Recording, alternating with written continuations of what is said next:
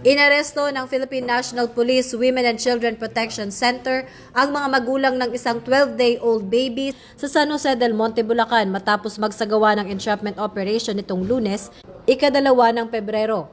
Ayon sa PNP WCPC, nasagipang sanggol sa operasyon at agad na isinailalim sa pagsusuri ng National Authority for Child Care upang masiguro ang kanyang kalagayan at kalusugan.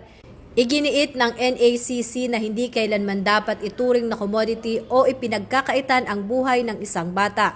Samantala, ang dalawang suspect ay nahaharap sa mga kasong paglabag sa Anti-Trafficking in Persons Act of 2003, Expanded Anti-Trafficking in Persons Act of 2022 at sa Special Protection of Children Against Abuse, Exploitation and Discrimination Act. Patuloy ang investigasyon ng mga otoridad upang matukoy kung may iba pang sangkot sa insidente. Tiniyak naman ng PNP at NACC na mabibigyan ng kaukulang proteksyon at pangangalaga ang mga nasagip na sanggol. Ito ang bagong PNP para sa bagong Pilipinas, serbisyong mabilis, tapat at nararamdaman.